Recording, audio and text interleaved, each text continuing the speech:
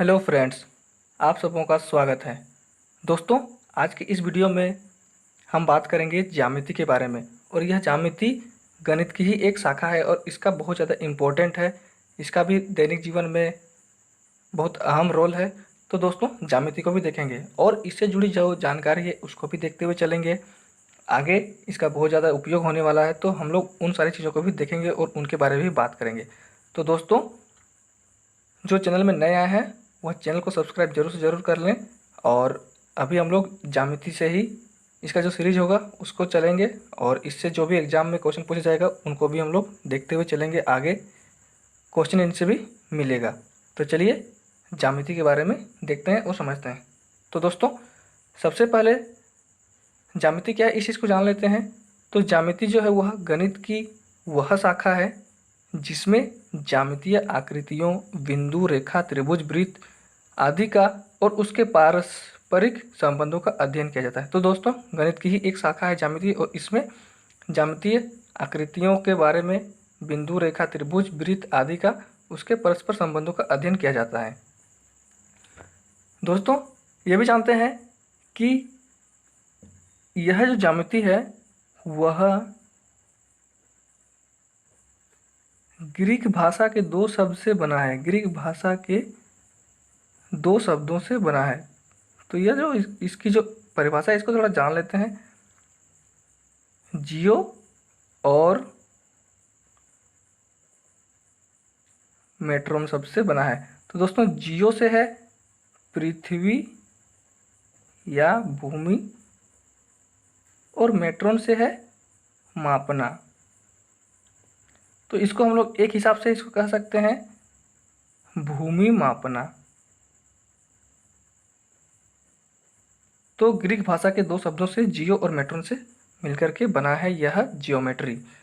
दोस्तों, इस पृथ्वी में, इस दुनिया में बहुत से वैज्ञानिक हुए हैं और उन वैज्ञानिकों में है थेल्स, पाइथागोरस, यूक्लिड। तो दोस्तों, ये सब सारे विदेशी हैं। और अगर हम लोग हिंदुस्तान के गणितज्ञों के बारे में बात करते हैं तो उसमें मिलेंगे हमें भास्कर, आर्यभट्ट, ब्रह्मगुप्त। तो दोस्तों, ये सब हैं भारतीय और ये सब जो हैं वे विदेश के हैं और ये सब महान गणितज्ञ भी हुए। दोस्तों, यूक्लिड जो है, ये जो यूक्लिड है इसको ज्यामिति का पिता भी कहा जाता है।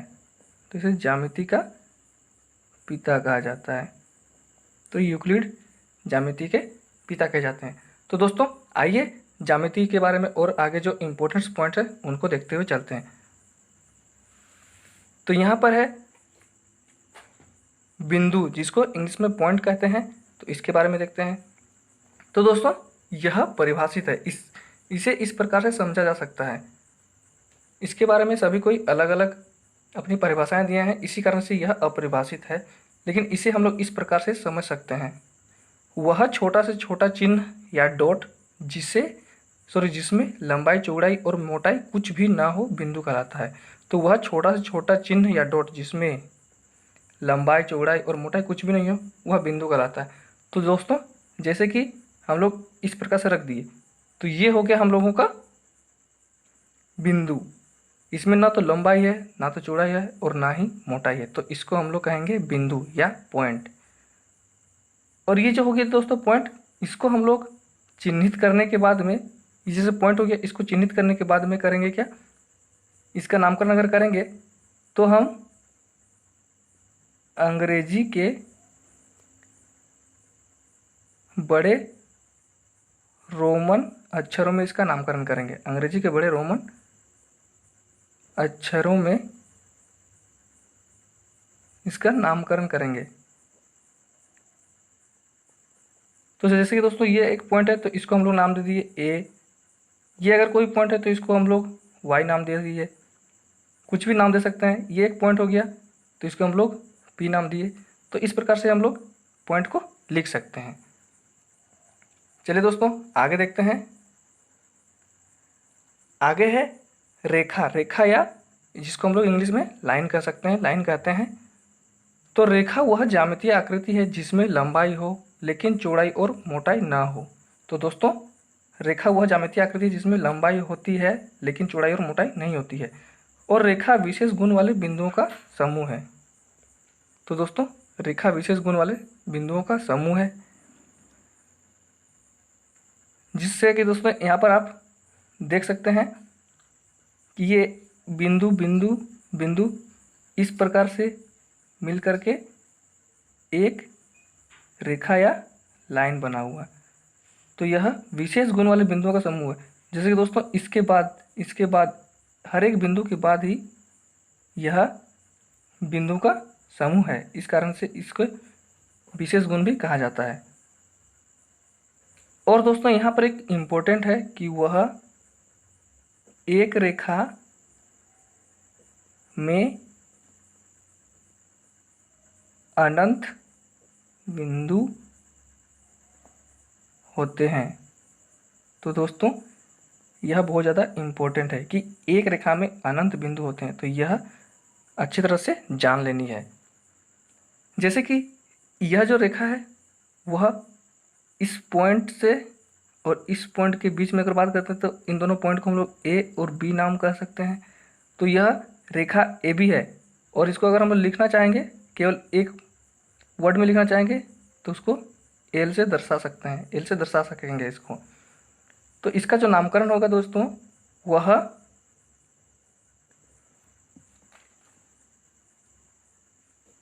रेखा को अंग्रेजी के छोटे अक्षरों जैसे कि एल एम पी क्यू इस प्रकार से नाम दे सकते हैं, या फिर अंग्रेजी के बड़े अक्षरों में, अंग्रेजी के बड़े अक्षरों में ए बी पी क्यू इस प्रकार से नाम दे सकते हैं। और अगर फिर भी हम लोग अगर लिखना चाहेंगे तो इसको ए बी लिखने के बाद में इस प्रकार से दो मुहा तीर वाला साइन भी दे सकते हैं। और इस दो मुहा तीर का मतलब है कि यह दोनों तरफ असीमित दूरी तक फैला हुआ है, असीमित दूरी तक फैला हुआ है। तो यहाँ पर इस चीज़ को भी जानना है। तो रेखा को हम लोग ए बी करके उसके ऊपर में अगर ऐसे दो मुहा तीर चिन्ह दे देंगे तो इसमें भी हम लोग जानेंगे कि यह रेखा के बारे में बात हो रही है। तो रेखा में केवल लंबाई होती है, जैसे कि आप लोग इस प्रकार से देख सकते हैं कि ये केवल लंबाई है, इसमें ना कोई चौड़ाई दिख रही है ना ही मोटाई दिख रही है। और बिंदु के बारे में भी आप लोगों ने देख लिया जिसमें कि लंबाई चौड़ाई और मोटाई कुछ भी नहीं होती है, तो उससे कहते हैं बिंदु। अब और एक देखते हैं दोस्तों, वह है प्लेन, जिसको समतल भी कहते हैं, इंग्लिश में इसको प्लेन कहते हैं। तो दोस्तों समतल वह है जिसमें लंबाई और चौड़ाई हो लेकिन मोटाई ना हो। तो दोस्तों समतल वह है जिसमें लंबाई हो चौड़ाई हो लेकिन मोटाई ना हो। जैसे कि आप लोग पन्ना या फिर मेज का ऊपरी सतह, जैसे कि दोस्तों पन्ना आप लोग देखें कि हर पृष्ठ होता है, पृष्ठ किताब में अपने कॉपी में होती है, तो वह जो पन्ना होता है उसमें केवल लंबाई है और चौड़ाई है लेकिन उसमें मोटाई नहीं दिखती है। तो यह लंबाई हो गई और यह चौड़ाई हो गई, लेकिन इसमें कुछ मोटाई नहीं है। उसी प्रकार मेज का जो ऊपरी सतह है उसमें भी केवल ऊपरी सतह को अगर देखते हैं तो केवल लंबाई और चौड़ाई ही दिखती है, उसमें कोई मोटाई नहीं दिखती है। तो इस प्रकार से प्लेन होता है। तो इस प्रकार से हम लोगों ने ये तीनों चीज़ों को देख लिया है, बिंदु, रेखा और समतल को। तो आइए और कुछ प्रॉपर्टीज़ और कुछ परिभाषाएं हैं उनको भी देखते हैं और समझते हैं। ये भी सारे इंपॉर्टेंट है और कोई ना कोई किसी न किसी एग्जामों में पूछा हुआ है और इनसे क्वेश्चन पूछा जा सकता है, तो इसको भी देखते हैं। तो यहाँ पर जैसे कि यहाँ पे कह रहा है कि एक बिंदु से होकर अनंत रेखाएं जाती हैं या खींची जा सकती हैं। तो दोस्तों एक बिंदु से होकर के अनंत रेखाएं खींची जा सकती हैं या उस बिंदु से होकर के अनंत रेखाएं जाती हैं। जैसे कि यह कोई बिंदु है, इस बिंदु से होकर के हम लोग ऐसे भी रेखा खींच सकते हैं, ऐसे भी रेखा खींच सकते हैं, इस प्रकार से रेखा खींच सकते हैं, इस प्रकार से रेखा खींच सकते हैं। तो यहाँ से हम लोग असंख्य या अनंत रेखाएं खींच सकते हैं। तो एक बिंदु से होकर के अनंत रेखाएं जाती हैं या खींची जा सकती है। तो यह भी बहुत ज़्यादा इम्पोर्टेंट है। यहाँ पर और एक है दोस्तों, यहाँ पर कि किसी तल में दो भिन्न बिंदुओं को एक और केवल एक ही रेखा आविष्ट करती है, या किसी तल में दो भिन्न बिंदुओं से होकर के एक और केवल एक ही रेखा गुजरती है। तो इसको समझते हैं दोस्तों। जैसे कि ये कोई प्लेन है, यह पन्ना है, तो इसमें कोई दो बिंदु ले लिए। जैसे कि ये एक बिंदु हुआ और ये एक बिंदु हुआ, तो ये ए बिंदु है और ये बी बिंदु है। अब दोस्तों यहाँ पे कह रहा है कि दो भिन्न बिंदुओं से एक और केवल एक ही रेखा आविष्ट कर सकते हैं। तो जैसे कि हम लोग यहाँ पर इन दोनों बिंदुओं को मिलाते हुए एक रेखा खींच सकते हैं, और इसके अलावा में क्या हम लोग और लाइन खींच सकते हैं इन दोनों बिंदुओं को मिलाते हुए। अगर खींचना भी चाहेंगे तो क्या ऐसा खींचेंगे तो इसमें केवल ए की ओर से ही गुजरेगी, यहाँ से अगर खींचना चाहेंगे तो ये भी केवल बी की ओर से गुजरेगी। लेकिन दोनों बिंदुओं को मिलाते हुए देखेंगे तो ए और बी को मिलाते हुए देखते हैं तो केवल और केवल एक ही रेखा गुजरती है। तो ये भी बहुत ज़्यादा इम्पोर्टेंट है कि एक प्लेन के दो बिंदुओं से होकर के केवल एक और केवल एक ही रेखा गुजर सकती है या छूती है या छूते हुए गुजरती है। तो यह भी ध्यान रखना, यह भी प्रॉपर्टीज है। अब दोस्तों यहाँ पर है संरेख बिंदु या कोलिनियर पॉइंट्स। तो दोस्तों इसके बारे में देखते हैं कि तीन या तीन से अधिक बिंदु संरेख कहलाते हैं यदि एक ऐसी रेखा हो जो उन सभी बिंदुओं को आविष्ट करती हो। दोस्तों ये जो परिभाषा है कि तीन या तीन से अधिक बिंदु होना चाहिए और वो संरेख कहलाएंगे कब, जब एक ऐसी रेखा हो जो उन सभी बिंदुओं को आविष्ट करती हो। तो जैसे कि यहाँ तीन या तीन से अधिक बिंदु का बात कर रहा है, तो हम लोग यहाँ पे तीन बिंदु ले लेंगे, एक बिंदु, दो बिंदु और तीन बिंदु। ये ए हो गया, ये बी हो गया और इसका नाम सी हो गया।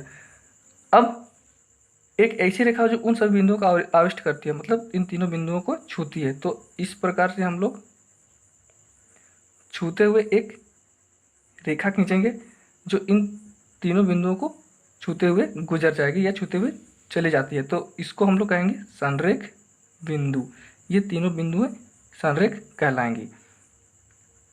1 2 3 4 5 ये भी। तो इधर से भी हम लोग ऐसे रेखा खींच सकते हैं। तो ये सारे आपस में संरेख बिंदु कहलाएंगे। संगामी रेखाएं। तो दोस्तों संगामी रेखाएं हैं कि तीन या तीन से अधिक रेखाएं संगामी कहलाएंगी या कहलाती हैं यदि एक ऐसा बिंदु हो जो सभी रेखाओं पर हो। तो दोस्तों संगामी रेखाएं कहलाएगी क्या, तीन या तीन से अधिक रेखाएं। तो यहाँ पर तीन या तीन से अधिक रेखाएं होंगी और वे संगामी कहलाएंगे कि यदि एक ऐसा बिंदु जो सभी रेखाओं पर हो। तो दोस्तों हम लोग तीन रेखा मान लेते हैं, एक रेखा, दो रेखा, तीन रेखा। अब इसमें से एक ऐसा बिंदु हो जो सभी रेखाओं पर है, तो इस रेखा में भी एक बिंदु ऐसा होगा, इस वाले रेखा में भी देखेंगे तो इसमें भी एक बिंदु ये होगा, और इस वाली रेखा में देखेंगे तो इसमें भी ये बिंदु ही कॉमन है या यही बिंदु है जहाँ पर होकर के ये तीनों रेखाएं गुजरती हैं। तो इस रेखा का नाम एल हो गया, इसका एम हो गया और इसका एन हो गया। तो इन तीनों रेखाओं से केवल और केवल एक ही बिंदु है जहाँ से ये तीनों रेखाएं गुजर रही है। इसके अलावा में दो भिन्न रेखाओं का एक से अधिक उभयनिष्ठ बिंदु नहीं हो सकता है। तो दोस्तों यहाँ पे देखते हैं कि दो भिन्न रेखाओं का एक से अधिक उभयनिष्ठ बिंदु नहीं हो सकता है। जैसे कि एक रेखा एम हो गया, दूसरी रेखा होगी पी होगी। अब यहाँ पर जो उभयनिष्ठ बिंदु देख रहे हैं, तो जहाँ पे ये लोग प्रतिच्छेद कर रही है, जहाँ पर ये लोग आपस में काट रही हैं, तो यह जो बिंदु होगा यह बिंदु ए मान लेते हैं। तो यह बिंदु केवल और केवल एक ही है, एक से अधिक यहाँ पर नहीं है। जैसे कि दो रेखाएं ऐसे हो गया और एक रेखा को ऐसे कर दिए, तो इसमें क्या आपस में काट रही हैं? नहीं काट रही हैं। लेकिन अगर हम लोग इसको आपस में बढ़ाएंगे, इनको अगर ऊपर की ओर आपस में बढ़ाते हैं ऐसे करके, तो ये कहीं ना कहीं यहाँ पे काटेगी, तो यहाँ पर भी सिर्फ और सिर्फ केवल एक ही बिंदु उभयनिष्ठ हो सकता है। तो ये भी इम्पोर्टेंट है कि दो भिन्न रेखाओं का एक से अधिक उभयनिष्ठ बिंदु नहीं हो सकता है। और संगामी रेखाएं जो 3 या 3 से अधिक रेखाएं हैं संगामी कहलाती हैं, यदि एक ऐसा बिंदु है जो सभी रेखाओं पर है। तो ये सब सारी प्रॉपर्टीज थी। आगे भी हम लोग देखेंगे रेखाखंड, किरण, इन सभी चीज़ों को देखेंगे और अच्छे से समझेंगे दोस्तों। और आने वाले जो एग्जामों होंगे, आने वाले जो टॉपिक्स होंगे, उसमें ये सारी चीज़ों का उपयोग होने वाला है। तो आप सभी इस सबको अच्छे से ध्यान दे करके रखें ताकि हमें आसानी हो समझने में। थैंक यू दोस्तों।